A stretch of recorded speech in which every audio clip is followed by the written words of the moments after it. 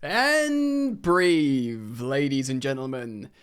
The Premier League 2024 to 2025 season campaign has finished. It's come to an end. There was some exciting permutations on the final day, this day, on the day of my daughter's wedding.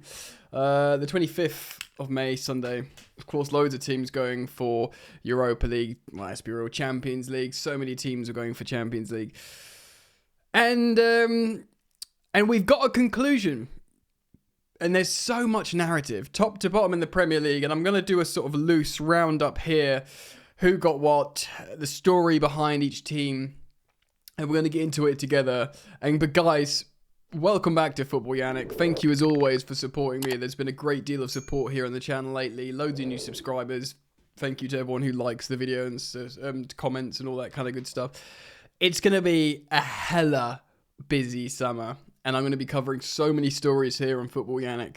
Of course, all the big stories that I want to talk about that I find interesting in world football, European football mainly. Although we'll be covering the Club World Cup, non-Chelsea games here. Yeah, so stick around for the ride, man. Thank you so much for joining me. This season, I sort of picked up this channel a little bit more seriously towards the second half of this campaign. And yeah, I've got loads of new subs. I'm looking now, actually, before we just get into the juicy stuff. I just want to quickly tell you at time of recording, we are 31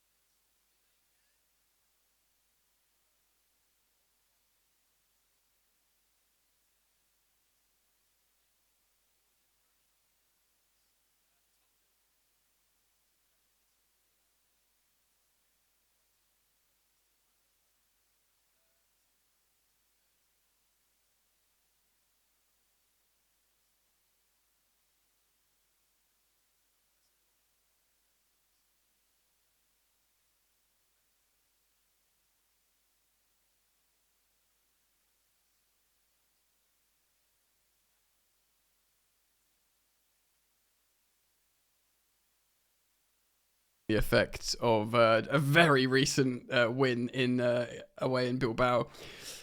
So Tottenham, they'll be able to strengthen, they'll have the finances, but will they do it with Ange? That's the question. Now, Wolves joint 15th place, 16th, but the same points as Man United, 42. Vitor Pereira has done quite well since coming in. His remit was to keep them up. He's kept them up quite.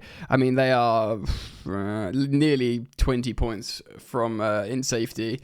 So yeah, he's done his job. Wolves will be okay with that. They'll want to do better. Matheus Cunha will probably go maybe to Man United, who are level on points with them. But you'd have to say, fine, really, isn't it? I mean, they've got designs to be a top half club, Wolves. But ultimately, from where they were and the wobble they had, 16th, they'll be... they'll rip your hand off all day for that. Of course, Man United, I'll be doing so much content on Manchester United, finishing 15th. 5 points ahead of their banter sibling in the end in Tottenham. But of course, it's hugely catastrophic for Man United. It's the worst ever Premier League campaign. They've won no trophy. They lost to a very abject Tottenham, of course, in the final, and it was a really bad final. The quality of football was very, very poor. But on the day they beat Aston Villa 2-0. We'll speak about Villa a little bit more. I didn't see that apparently there's controversy on the second goal. It wasn't a penalty. But Martinez also got a red card before Ahmad scored the opener, and it was a red card. He came out and sort of clad into Rasmus Højlund. We saw the banter online. How is that a red card? It can't be a goal-scoring opportunity if it's Rasmus Højlund, etc., etc. His first career red card for the World Cup winning FIFA best goalkeeper winning goalkeeper.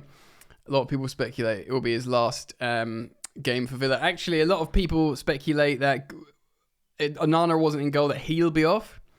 Maybe. We've heard that Amorim has literally told Garnacho to find another club, being heavily linked to Napoli, loosely linked to my mob Chelsea. Chelsea fans are.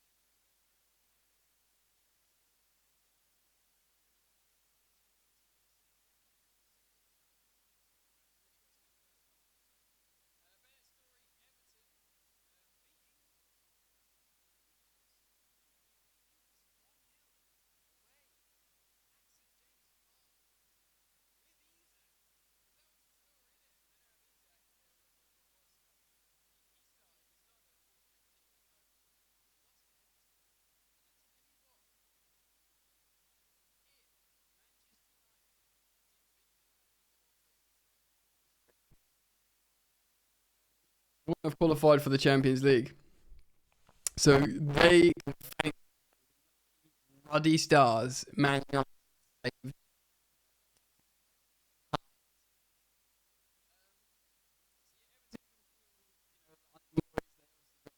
This in the last game.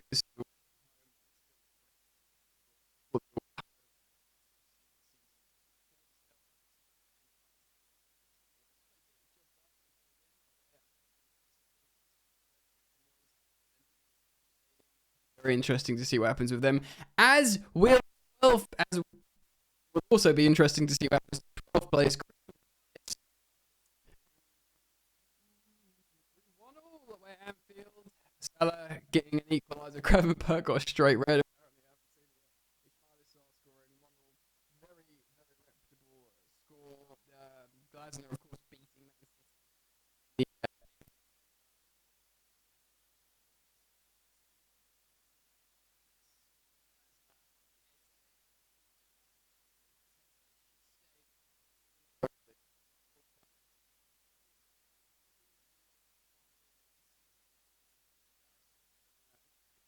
2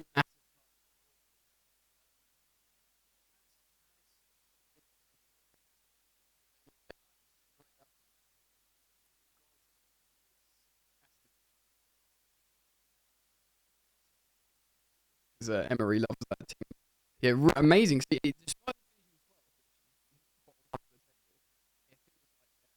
really going in the right direction, Palace, and they'll be an awesome team under Glasner. For them, 11th, bit disappointing because under Marco Silva for a while they were going for Europe, they were going for maybe a cup. They sort of, and then there's something about 11th, right? At least if you're 10th, you could be like top half for it's good, it's great. But strongly for Fulham, they'll feel probably a bit disappointed with that. I'm just going to sip my drink so I'm going to pause the recording. Right, we are back. I'm hydrated. Fulham 11th, yeah, not the sexiest story ever. They'll feel happy, safe, job done. You know, good Premier League revenue, finishing 11th. Yeah, yeah. But the momentum was there early. Perhaps inflated. Brentford though, little old Brentford finishing top half of the Premier League in 10th place, actually level on 9th place. There was I don't know what the permutations are. Finishing 8th can get you Conference League. I'll have to check that. But yes, great season for Brentford, and Burmo scoring loads of goals, Visser scoring loads of goals, Kevin Schade then started scoring loads of goals, and they're a good team, Brentford, and a lot of big six clubs are looking at thinking, no disrespect to Brentford, in fact, I don't know how Burmo's still there. Andoni Iraola also level on points with Brentford, but goal difference puts them in 9th place. They, will be very happy with that. Again. There was a time early doors this season when Bournemouth going to challenge for the top 5. I'm not looking forward to going to win the Premier League. Sort of, not really, but you know what I mean. They also dropped off a little bit, but Andoni Iraola, he will absolutely have all kinds of clubs sniffing around him. Of course, the aforementioned Tottenham Hotspur, if they do sack Ange, I think Iraola's favourite to replace him, possibly. And look, Dean Howson, he turned Dean Howson into a player that Real Madrid, Liverpool, Chelsea, Arsenal were all fighting over, and he ended up going to rather grimly and predictably Real Madrid as a Spanish international. He's made Kirkez be linked to the Premier League champions, probably going to go there. Evan Nilsson looks great. The Solanke replacement, of course, Semenyo. Clivert started looking really good. It's a testament to excellent coaching by Andoni Iraola, who'll probably go elsewhere. Similarly, though, Brighton in 8th place. 8th place. Fabian Hertzler, the fetus. How's he now? 33? He's a few years younger than me, which makes me feel very funny. In 8th place. And there was some sort of scenarios where that could get you a qualifying round for the Conference League. I mean, it's a really successful season for them, you'd have to say. And they run really well. Maybe they won't have to sell their best player this season like they do every other season. We'll see what happens there. Surely they're in really sound financial shape, although it does look like Joao Pedro is going to go. Excuse me. Forest, Nottingham Forest. They have qualified for Europe, the Conference League, and they finished just above the relegation zone last season. So you'd have to say, if you showed them, if you said to them at the beginning of the season, you can finish 14th, shit man, now they'll probably say, all right, shake your hand, let's move on. But they'll feel disappointed because they were in the top 3 for freaking ages, the top 4, and then going into the last day, they had a chance of Champions League. Of course, they lost 1-0 at home to Chelsea, and because of how things went elsewhere, they ended up 7th. So they didn't get Champions League, they didn't get Europa League, they got Conference League. But in the context of Nottingham Forest's development, it's an amazing achievement, an amazing season. They're going to have a European tour. Aston Villa, now they finished 6th, level on points with 5th place Newcastle, so they both finished 66 points, but because of goal difference, Newcastle fell in on the day, of course losing at home to the aforementioned Everton. Villa lost 2-0 away at Manchester United, and this is the disaster for them, because had they won like they were supposed to, they would have been 5th just behind Chelsea, and they would have pushed Newcastle out of the Champions League. And of course, this is a huge story for Aston Villa because they've got the highest wage to revenue turnover, as in the biggest proportion of their revenue is in wages. It's like 90%. It's much more than anyone else in the league. They really, put the farm on them qualifying for Champions League again in terms of all these January signings and high wages, and they might be in PSR trouble. Unai Emery's Aston Villa, they might have to sell some players. They certainly probably won't be able to strengthen like they would have wanted to, because they had a great vibe this season, of course, doing so well in the Champions League. And he's a great coach. He's an amazing coach, but they will feel like they've really screwed it there. Probably the Martinez red card is the moment where Aston Villa fans, and he's apparently leaving as well. What a terrible way to sign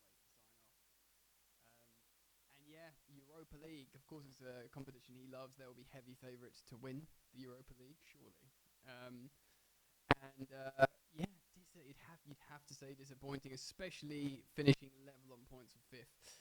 Newcastle, who are level on points with them, are in fifth on 66 points, and they will be thanking their lucky stars. Like I said, they had Alexander Isak, they had the full strength, they're at home, they had the vibe of St James's Park, and they lost to Everton.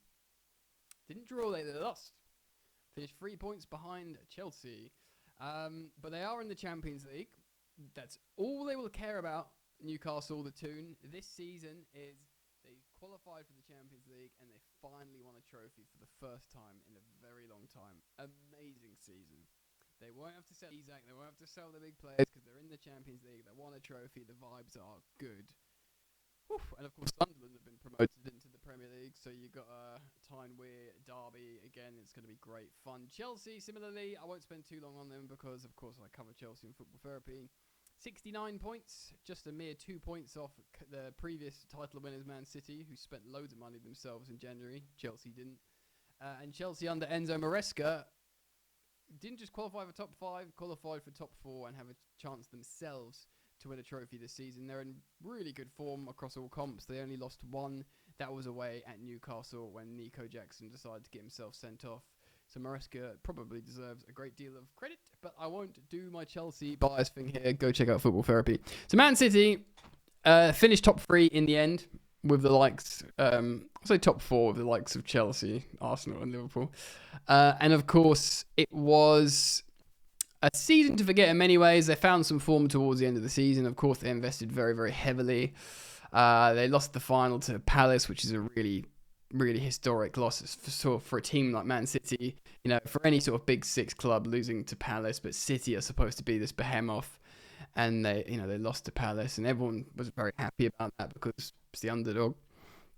But ultimately, they'll try and go again. I mean, they if they didn't get Champions League football, it would have been a disaster. They pay incredibly high wages. Kevin De Bruyne has played his last game for Man City. He will ride off into the sunset, probably to Napoli. Looks like Antonio Conte might be leaving Napoli now. That's probably a story I'll be covering. And yeah, like I said, season to forget, but podium finish. And they march on. Arsenal, forever the bridesmaid. My cat's climbing all over the desk. Forever the bridesmaid, never the bride.